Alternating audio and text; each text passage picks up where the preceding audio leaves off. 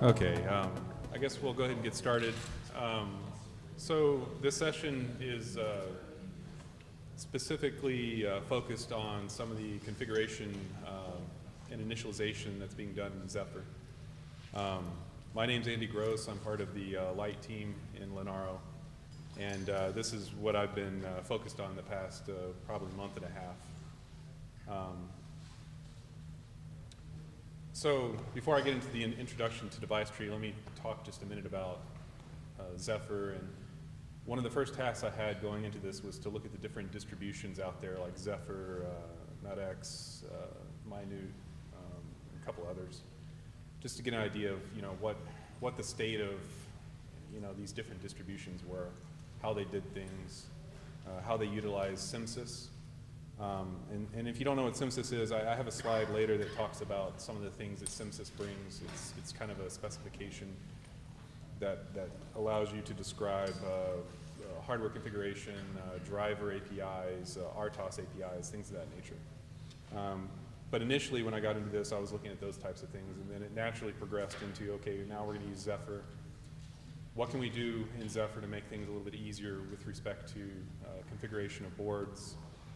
Because we all know, a manufacturer, a semiconductor company will put out a chip, and some number of boards will be built off of that chip, and there'll be various configuration variations in those that, some have this type of setup, some have a different type. There's different peripherals. Pin mux may be different, things of that nature. So we tried to come up with a way to deal with that. So we're going to talk about how we could use Device Tree to solve some of these problems. So let me do a little bit of an introduction to Device Tree. And I'd like to note that if anybody has any questions or wants to have or discuss some of these topics, please jump in and we can give you a mic and we can talk through this. This isn't meant to be a presentation where I talk at everyone and 50 minutes goes by and everybody gets up and leaves. This is supposed to be a discussion. We want to have some back and forth to talk about things. And in fact, I'll have some questions in here that are going to be really directed to some of the people that are here about how some of these other distributions use or do things. So first off, let's talk a little bit about Device Tree. If you're someone who has a Linux background, you're probably already familiar with Device Tree and what it can bring to the system. Device Tree, I believe, came into being in the PowerPC days. It was a way of describing the system, peripherals, all that. And Linux uses it not only to describe the system, but it also uses it during the runtime. It actually keeps a flattened Device Tree blob in the system, and it uses that to create the tree of devices. And that's used during probing of devices. It's also used later. One of the nice things about Device Tree is it's a text file initially, so you can go in and you can modify it. If you have a board that is a slight variation on an already existing board, you can actually leverage a lot of the Device Tree information that's already out there for that system. It's pretty straightforward. I did include a link to the Device Tree specification. I actually thumbed through that this morning just to see how straightforward it is. It's actually a pretty good read. They lay out all the, okay, that didn't come out right. It's a good document. It describes very simply how Device Tree is laid out. It talks about nodes. It talks about how properties, all that.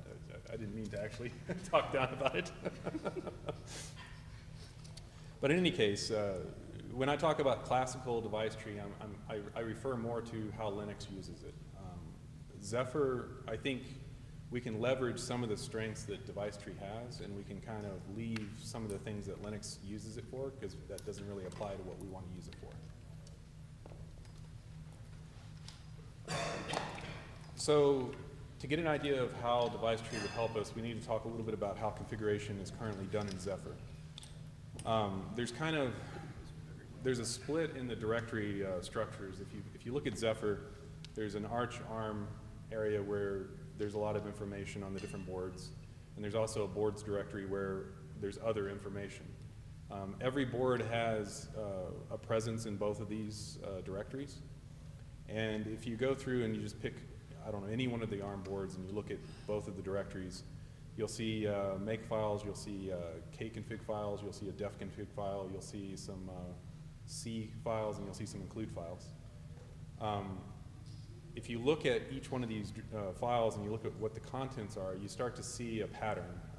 You'll see a lot of configuration information hard-coded into these kconfig files. You'll also notice that as each new board is defined, you'll see a whole new directory in both places. And in some cases, you'll see a lot of copying of information from one place to another. So there's not a lot of leveraging of boards that are already very similar to that. So let's see. So when you build in Zephyr, you specify a specific board. It goes through and ratchets through the make files and does what you want. In the background, what's happening actually is these kconfig files are used to select pieces that are compiled, or it defines information that's used in the system. In the board file, typically what you'll have is you'll go through an init and you'll do a clock init. You may do some pin configurations, and then you'll start to do some of the device initializations. And if you go and you look at the drivers, like let's say a UART driver, there'll be structures that are actually defined inside the source code that are based off of what your kconfig options are specifying. So for instance, if let's say you have 5 UART ports, you'll have if def Gpio A, you'll have a structure blob, you may have a device API and a init call, and then you'll have an indif, and you'll have that cut and pasted down for each one of the UART port options that you have. And if you go and you look at the kconfigs, on some boards you may have A, B, C, D. On the GPIOs, you may have A, B on a different one. And so that's how they manage having multiples of devices.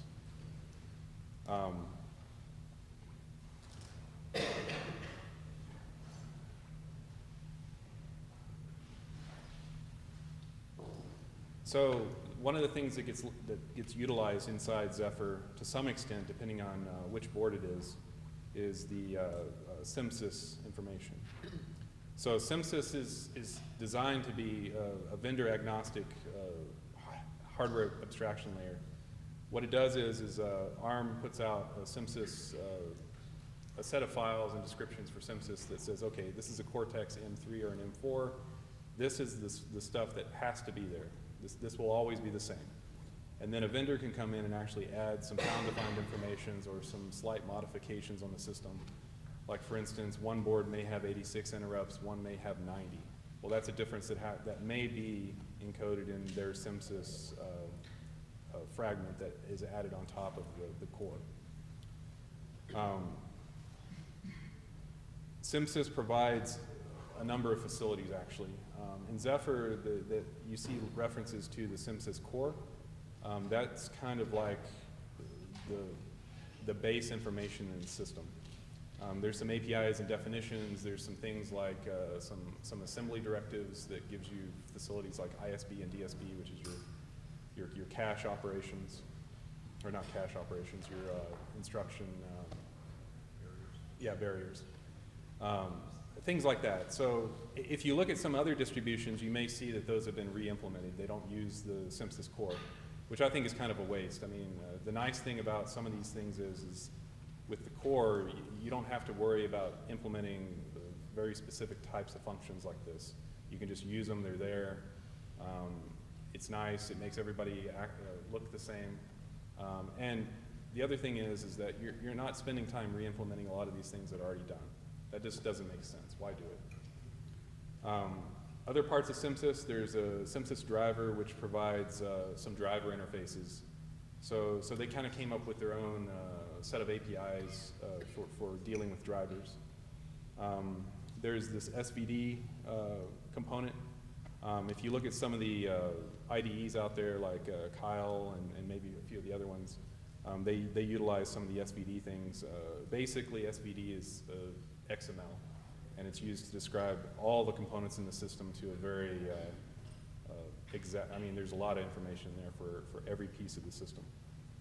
And you can go very broad or you can go, very specific.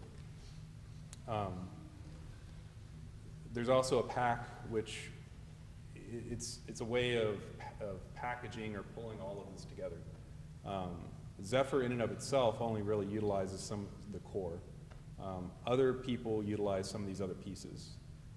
So I'm putting this in here just to kind of give people an idea of what SimSys as a whole can give you. I'm sure ARM can probably chime in and give you a little bit better description of that. And in fact, it would be good if we had some people from ARM talk about that, or even talk about embed. Because I know that embed uses JSON for some of the configuration, but I don't know how it all gets pulled together. And so I don't know if anybody wants to talk about this. You cover SimSys very well, better than me. Okay. Thank you. Okay, so nothing to add? No, this is perfect. Okay. As far as the embed, do we have any of the embed developers here? No, but if someone really wants to understand JSON, maybe we can take it. Yeah, basically, there is a set. My voice is quite loud generally, but okay, I can use the mic. So the general concept is that there are a set of JSON files that define the architectures, and they were mainly used by the old building system, IOTA. Now with the new building system that is called Embed CLI, most of the configuration parameter have been moved in a centralized JSON files that contains all the informations. Once this JSON file is set up, there is a Python API that parses it and produces a master include that contains all the configuration parameters included by your architecture, and that help you to compile with the definitions, for example, of how big is the RAM, or where is the base address, and all these kind of parameters. It's as simple as that, basically. It's quite similar to what Device Tree does for Linux, with the difference that Device Tree can be escalated a bit more, so it can have different set of includes and can be more hierarchical. In that case, you have a master file that contains everything. Okay. Is the difference mainly between SimSys and JSON is the SimSys is kind of to the mic. I think SimSys is more towards the device, so it's closer to device and description of device. In maybe even a bare metal system, so it kind of looks more towards defining a device, making it modularized and everything. I think Embed looks at more kind of OS side requirements for the configuration of that device. I think there's slightly kind of top down versus bottom up approach in the two. Yeah, that's correct. Embed covers everything basically, because in the same JSON file you have even the features that the operating system supports for your architecture, for example. So if BLE is one of the features that your architecture supports, you can define it in a BLE, in a JSON file. And this, through their Python compilation system, what it does, it goes to bring into your final binary the feature BLE that is inside the features folder. So it's like splitting the system in different components and using a master configuration file to pull them in when they are required. Okay. No. Yeah. I told you it's as simple as that. Yeah, and you know, some of these IDEs, and I'll readily admit I'm not an IDE user, so I just like using VI, and I do my little makefile command line stuff. And when I see these IDEs that encompass all this configuration stuff where you're clicking and it builds up the system for you, it's like, but I mean, these types of systems that allows you to have that. I mean, because the system can be built up from all these configuration files in this master file that you specify. So. Generally, the problem that you have is that since it allows you to manage even packages, so ideally you could bring packages inside your project coming from different Git repositories. This is the advantage. So you can develop your, and this is something that we should think even with Zephyr to do something similar, because you can easily put your application in a Git repository, lock it against a definite version of embed that you tested, that is working with your project. And once this is done, up to when the history of the Git will not be rewritten, or for some reason the project will be forked and that branch not maintained anymore, your project continues to work as it was meant to do. So this is the main advantage that a solution like that has. Okay. There's one more thing. So like the SVD files from Kyle, they can be utilized by many tool chains, for example, IAR and Kyle itself.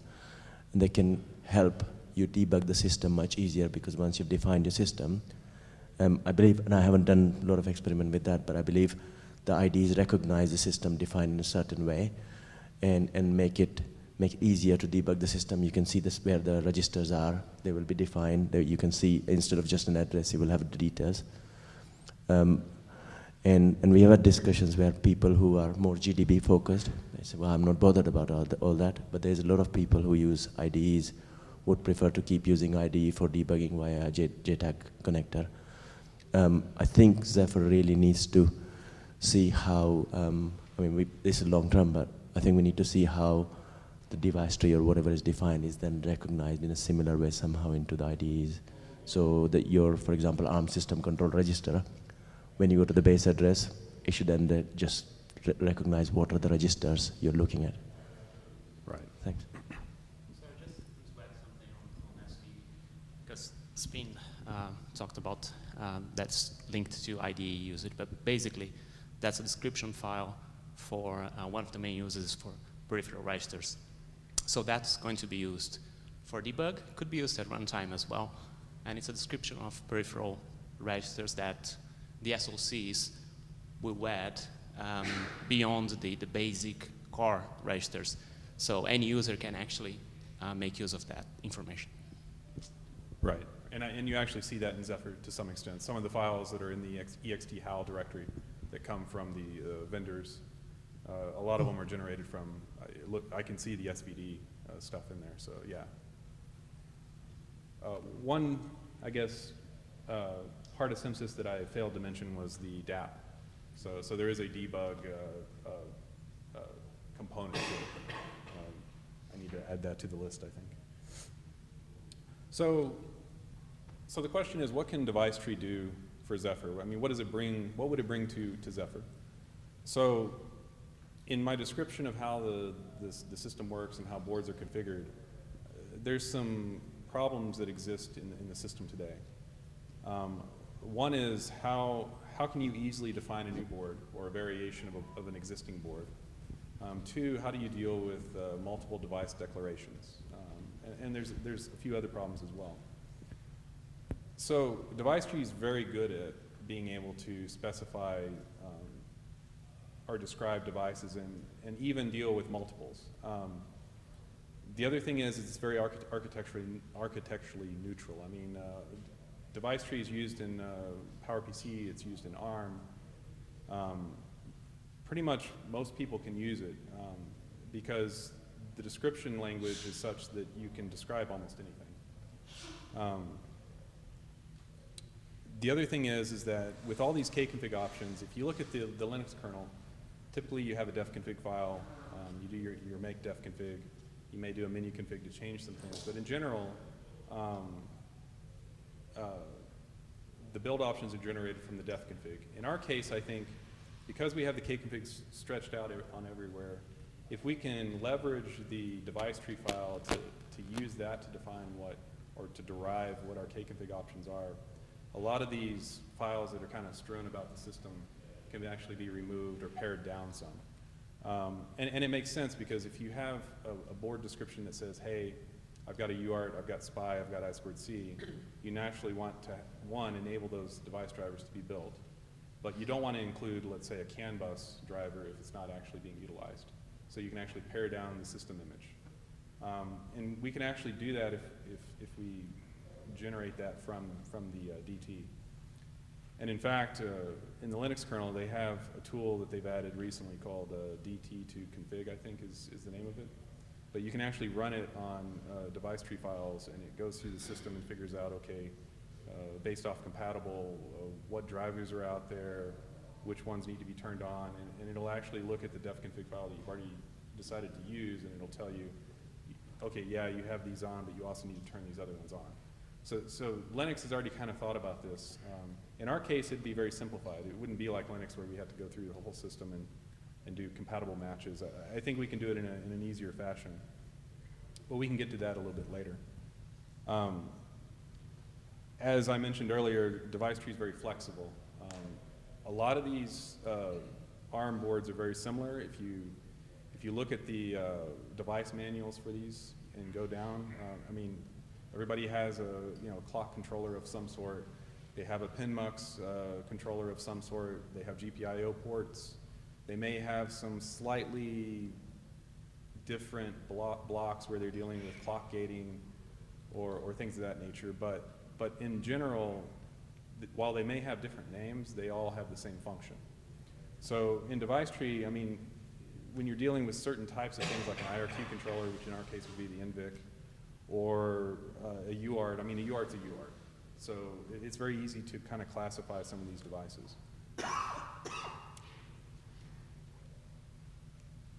So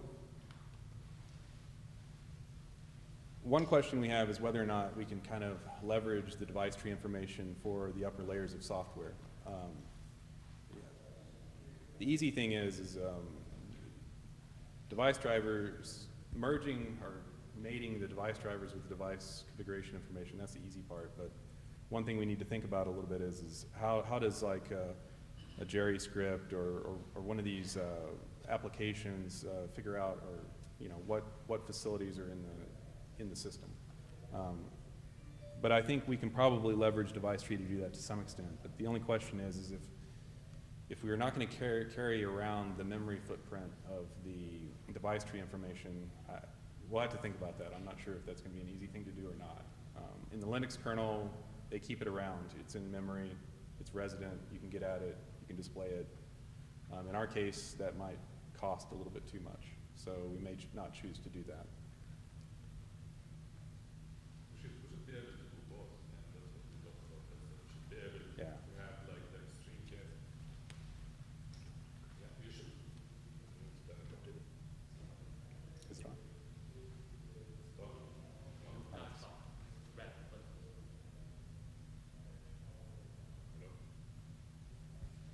Did somebody turn off? I think there's a button at the top.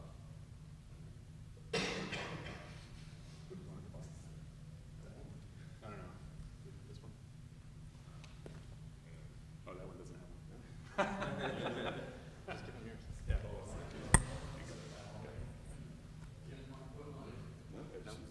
Okay, so yeah, we should be able to do both, basically, for the extreme cases where you need to fit in a certain amount of memory, you need to trim it down to the minimum, and you need basically to turn off everything that you are not using.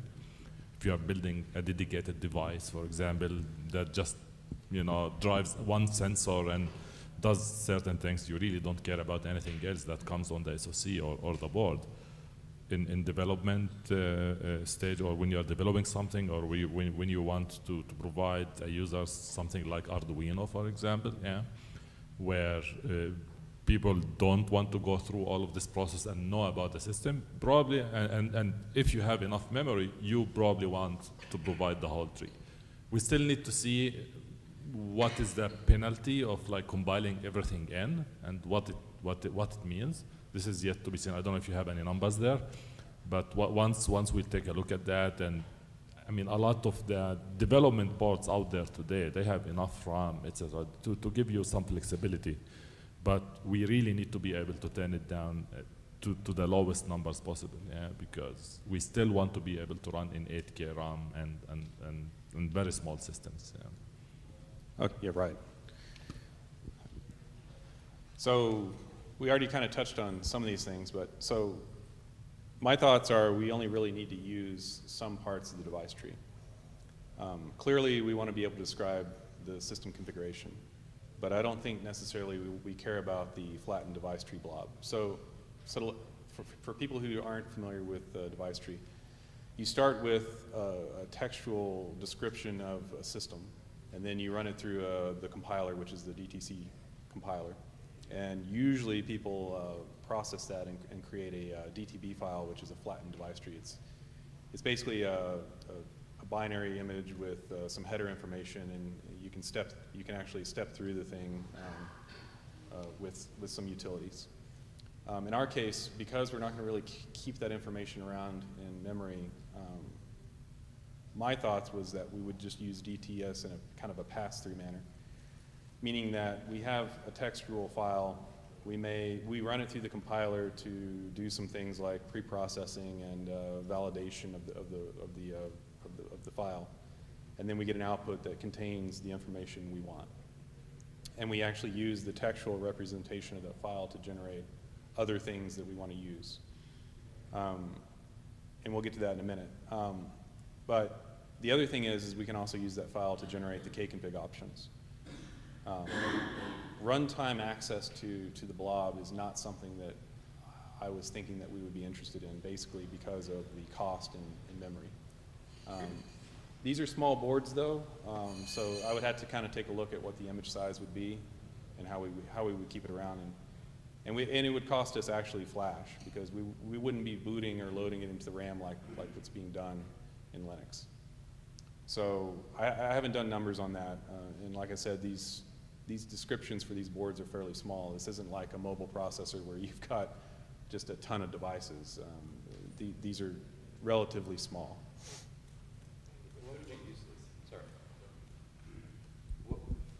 What would you need it for on these small devices to keep it in memory?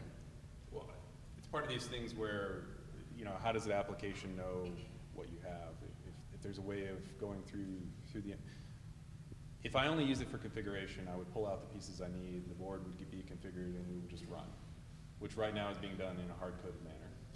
But if somebody wanted to figure out, okay, well, what kind of things can I do with this board? What's turned on? What kind of applications can I do? Let's say they have an application that can do a bunch of different things, but it looks at the board and says, oh, I can only do I2C and I can only do UART. Well, okay, how does it know that? Well, it only knows it because you've compiled that specifically to run that way. This would be used to kind of figure out, well, dynamically, what can I do? It's a reconfigurable application. Same question, why would the application not want to statically configure that itself? For example, if you've got MicroPython, there's no point in compiling the I2C module if you haven't got I2C. Right. It still wants to be static. Right.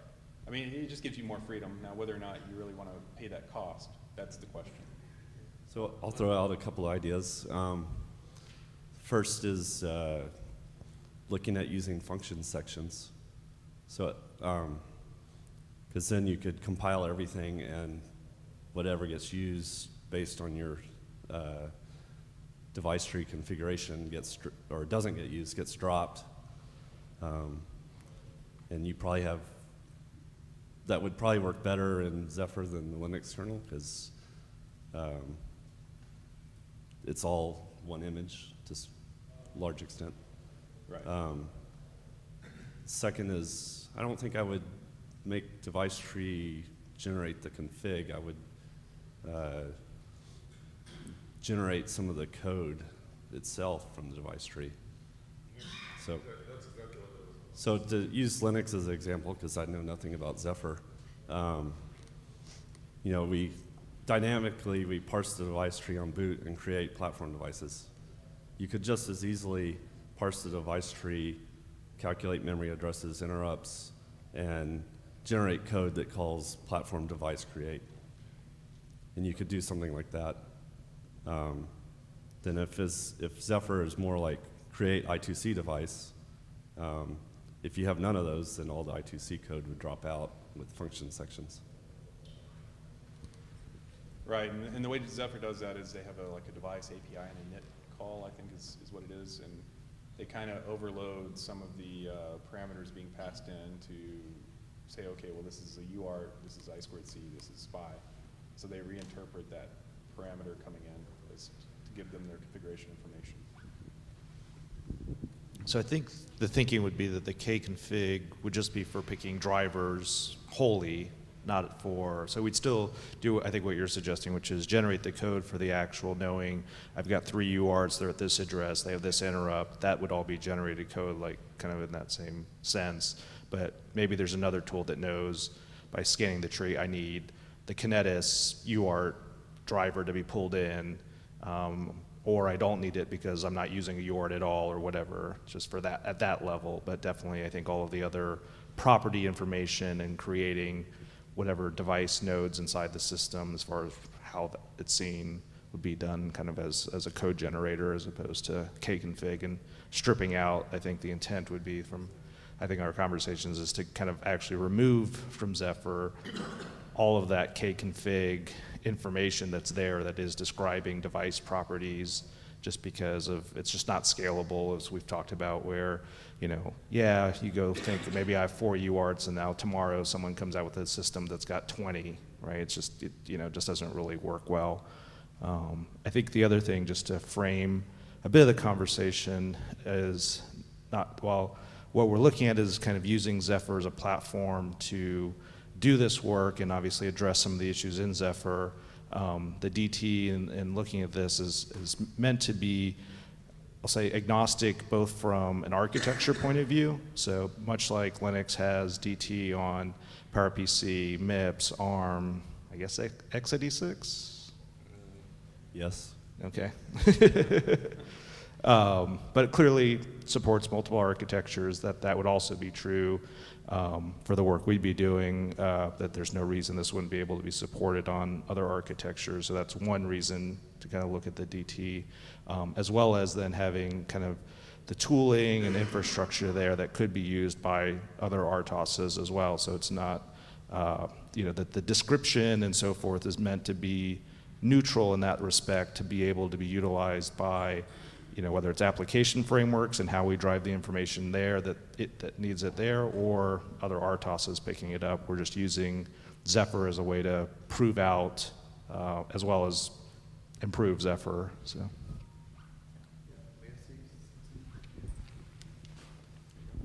Yeah, so I'm just speaking from the MCU side. So from the MCU, like you're talking about those, like you want to include a certain driver into your configuration or not. But usually, I mean, like the user knows exactly which one they want to use, and even you pour more things into your source code, and you know, in the end, your compiler or build process is going to strip out the code you never used. So for that perspective, I mean, we don't care you pour in more code or not. But in the end, like if you are not using it, you are not going to get it. I mean, so that's one thing. The other thing is, like, you know, even from the device configuration side, I think, you know, pretty much all the semiconductor companies are using the Simsys kind of like the Simsys core. You know, I mean, at least to have a device head files to describe the device. So every single information regarding the device is already in the device head files, is already being provided by semiconductor company. So I do not know why we want to apply another layer on top of the things that is already working very well. And to me, it's an overhead, right? And the other things, like, you know, MCU is very much, you know, resource limited. If we're talking about add, you know, one more byte into the system, that's not good at all. I mean, when we design our software to enable the MCU devices, we're talking to the byte level, right? I mean, sometimes we even just don't want to add a pointer into the system because it's going to add 4 byte overhead to the system. So that's something need to put into the consideration.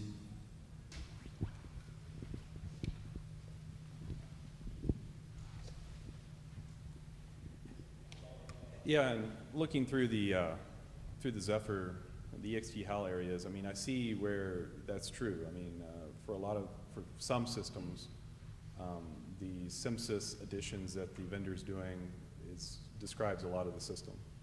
But we still have some of the core problems of, you know, multiples of devices, things of that nature. I think with what we want to be able to generate out of this, we don't want to necessarily add any size of flash if we can get away with it. What we really want to do is Because we'll get reductions from removing all of these blobs or blocks of code that are out there to deal with all these, dealing with multiples in the drivers.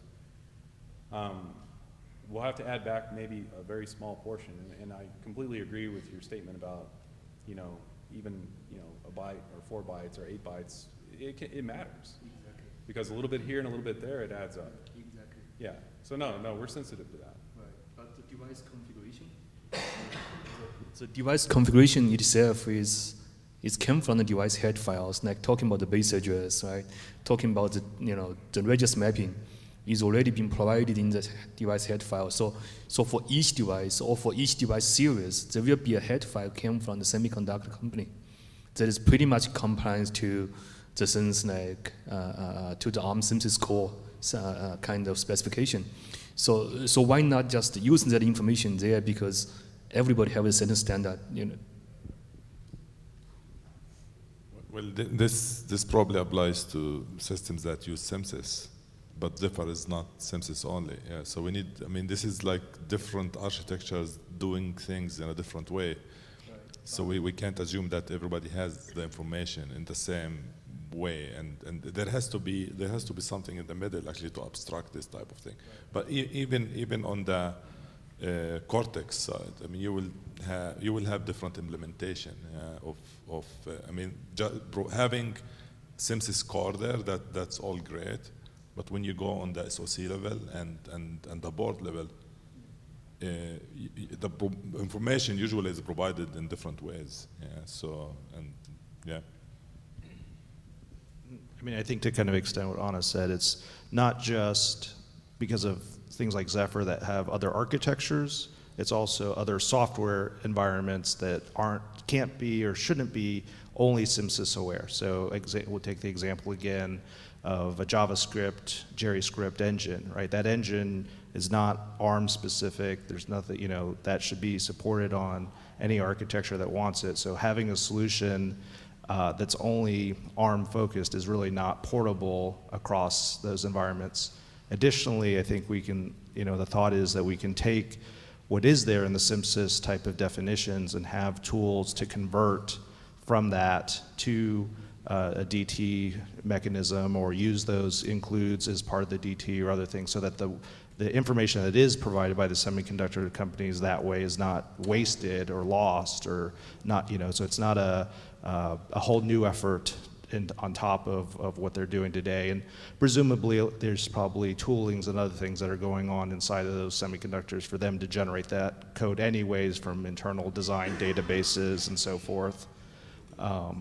And then kind of finally, I think also there's a difference between, I think, what's in those descriptions, because they describe what the chip is capable of, not how it's configured as well. So that's an additional piece on top that this provides, is a means to provide that, how the chip is being configured and utilized on a board specifically, that those headers don't address, because they don't know how your customer is going to, you know, what their board's doing, what interfaces they've set up, and then how we propagate that to other pieces of software in the system as well. And doing that in a consistent manner is kind of what we're why we're looking at addressing this above and beyond what some of these other things have looked at. Yeah, just first of all, we are talking like this conference, I saw this Cortex-M based, right? We're talking about the solution on the the Cortex-M, so SIMSYS is going to be a big part of it. And the other sense is, I mean, like the customers, you know, who using the Cortex-M devices, they're pretty much used to what the SIMSYS standard, right? So even though we do this solution, we apply some things on top of that, we cannot derive or change the user experience on the sense they're already familiar with. So those device head files, the way how to access registers, those things has to be exactly the same. We cannot change the user experience that is already working. And I understand we will support, you know, not so other architectures since we will be different, but the fundamental stuff on how to representing the register map for each IP block. I mean, those things is going to be very similar. I mean, the SIMSYS core standard is really, I mean, it's really not a standard. It's just a way of define the way, you know, how register mapping is being done, you know. how to access the registers, and that's pretty much about it. Yeah, I think I agree that that those headers those are the bare metal descriptions of what we're talking about. At the same time, now we're adding software drivers on top of those, and how do we configure those to match to those header files? And so we're not duplicating or replacing the SimSys header files. We're building software on top of those in a standard way. And how do you configure those? How do you attach instances of a base peripheral address to the driver, make sure those are correct, make sure the pins, all that stuff. So the user, I'm from another semiconductor company. We always struggle with people going, you give me this software, I can't touch the metal anymore. That's not true. You could go pull in your SimSys header file and go bang the bits directly if you want to. So we're not doing away with that. We're giving them much more functional software with drivers. And that has to map to the hardware in some way, and that's what all this device tree stuff is trying to do. In interest of time, Andy's got a few more examples. If there's any more comments on this, I would say hold and talk to Andy afterwards and debate it. Otherwise, we can get to the next examples, and then if there's time at the end, we can come back to that debate too. Thank you. Okay, so the last piece of this is so. Device tree has some versioning information, and I think maybe that it only really pertains to the device tree blobs. Is that true? The versioning of the specification that you're using, I see that there's some things that are deprecated, but how would this affect us, really? Or would we have to keep this in our mind? What versioning are you talking about?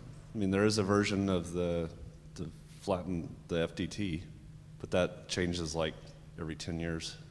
Okay. I think this was about the binding problem that somewhat exists in Linux, right? That stability of bindings and so forth. And if we're not utilizing a blob, do we really concern ourselves with that issue? Because of the environment is just, we're building everything at once, and just how it's utilized, right? You're not, we don't necessarily have that same stability concern potentially. Well, you do, because you said this is for other OS environments as well.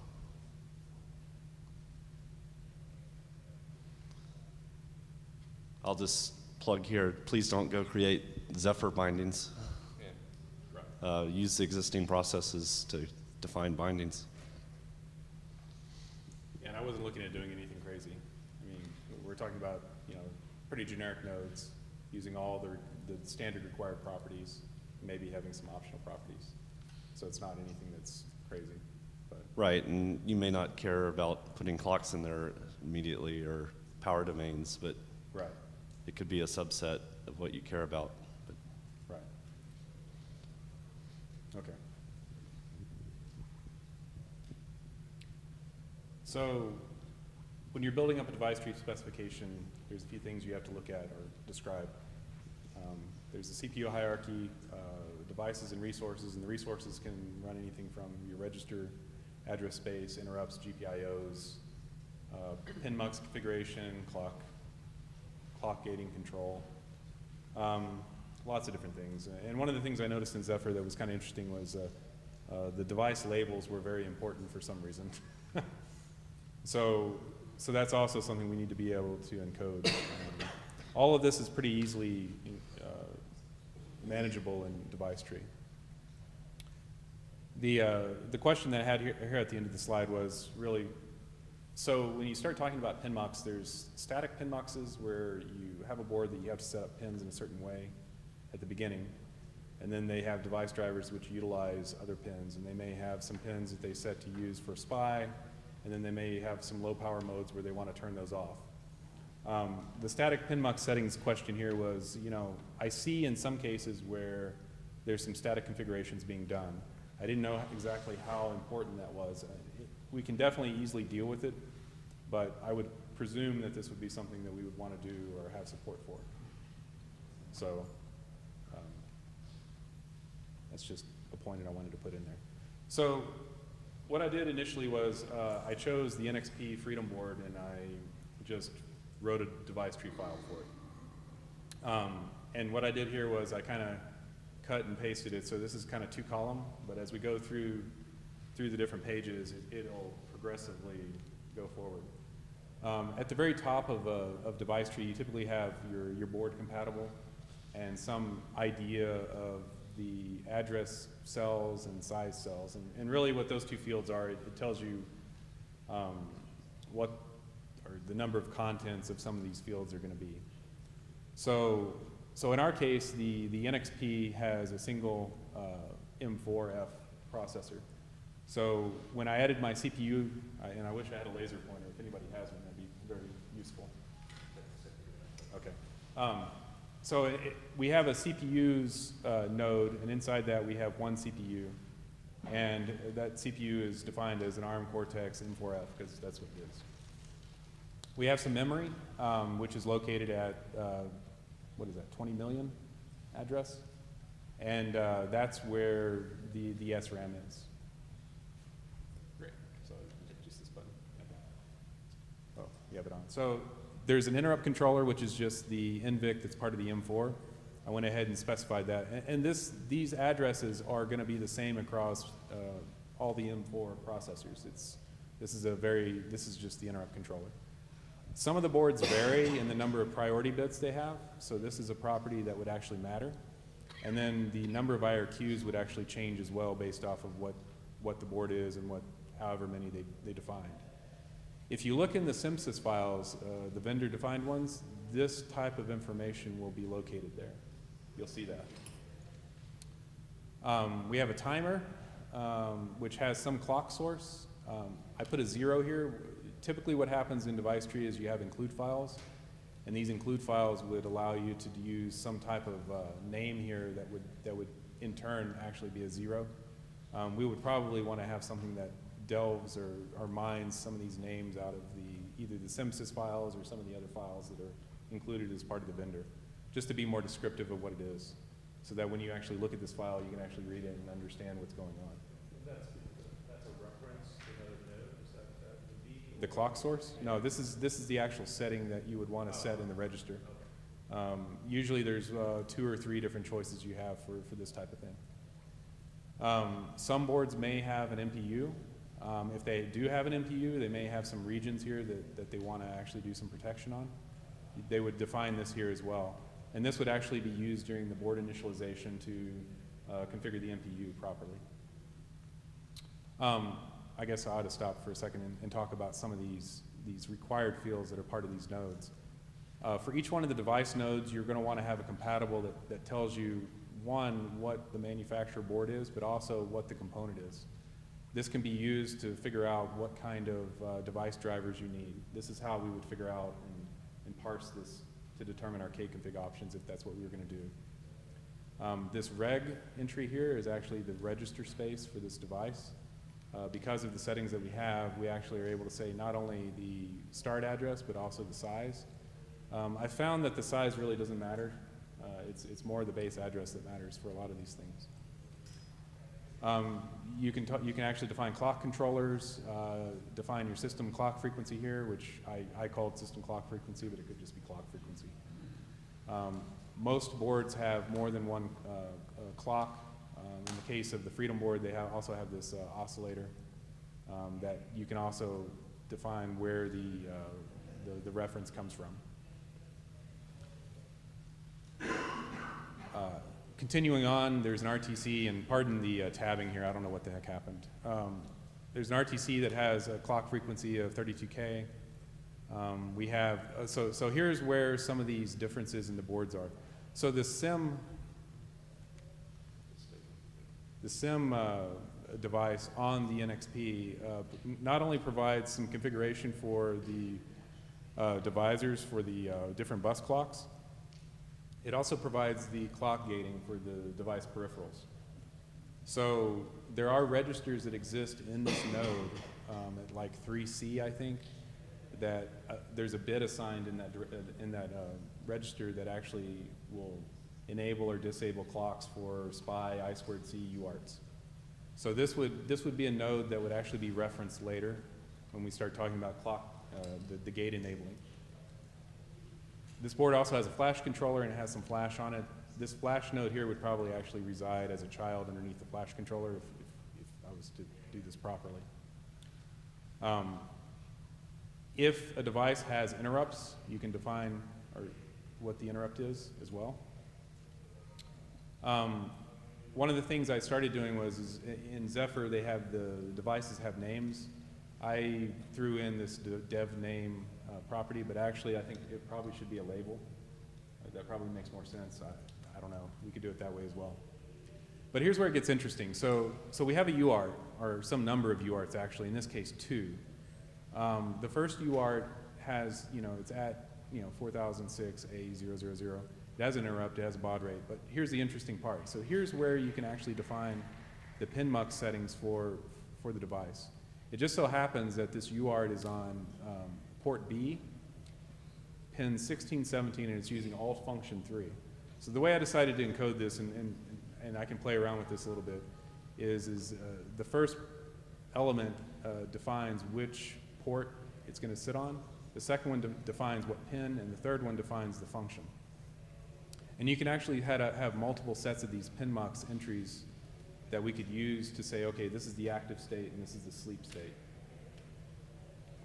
And then we also have the dev name, which is the UART, which is used during the device API and init call to give a name for the device. I didn't do the same thing for the UART, the second UART, because at that point I was kind of tired of looking through the pin mux chart. So I skipped that one. But then we have the pin Mux controller. So this actually in the NXP Freedom Board, at this address you actually have the configurations where you would configure the pin Mux functions for the different pins. So if you notice, well, I decided in this case not to use a P handle, but I probably need to go back and actually do that, because we need to be able to figure out what address we need to modify an offset.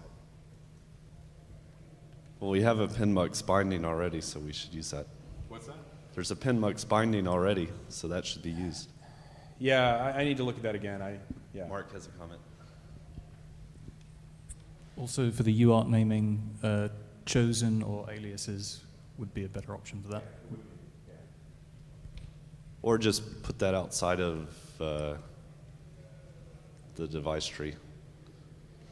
That's part of your mapping of compatibles to drivers. Right. Yeah, that could be done.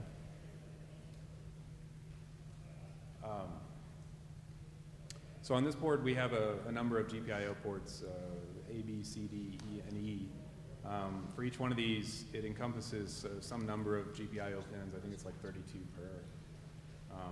But for each one of these, we have a different interrupt. We have different set of base register offsets and a different label. And this gets utilized later. So the next device we have here is a SPI, and this is again is a good example.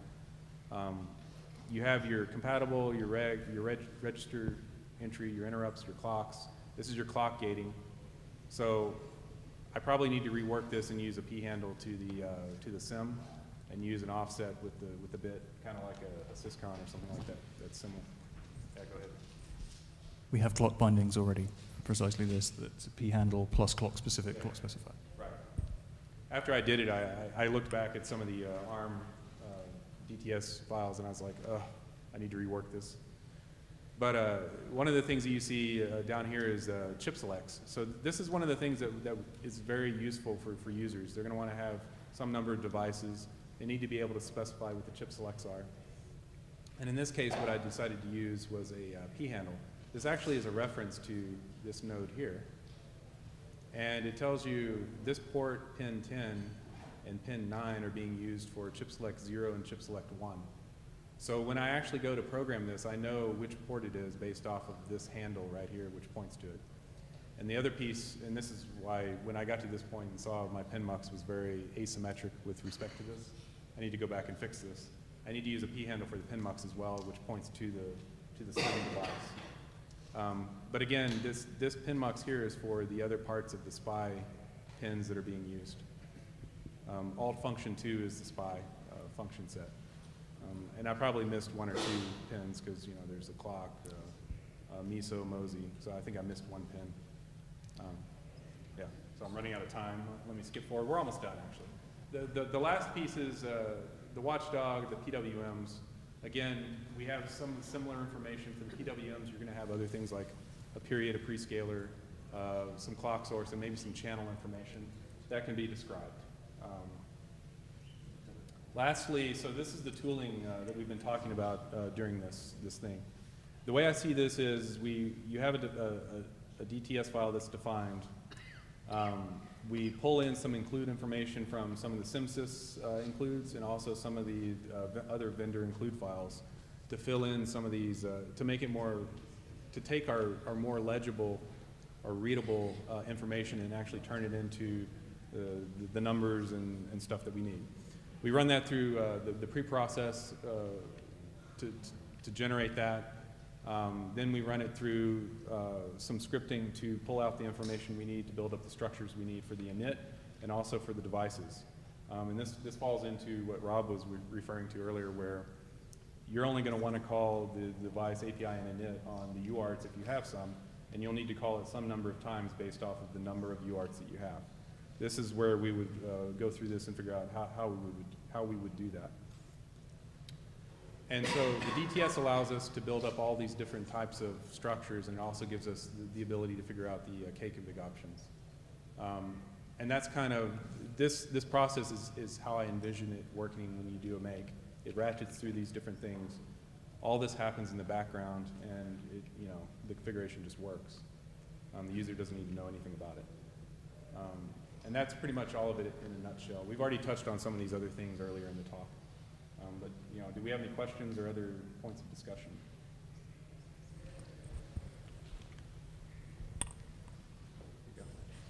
Thank you. So I had a question. One of the concerns I've heard of, and it's from a slightly different market segment, potentially makers and people who get these development boards. One of the questions that comes up is, how do I discover the capability of the board?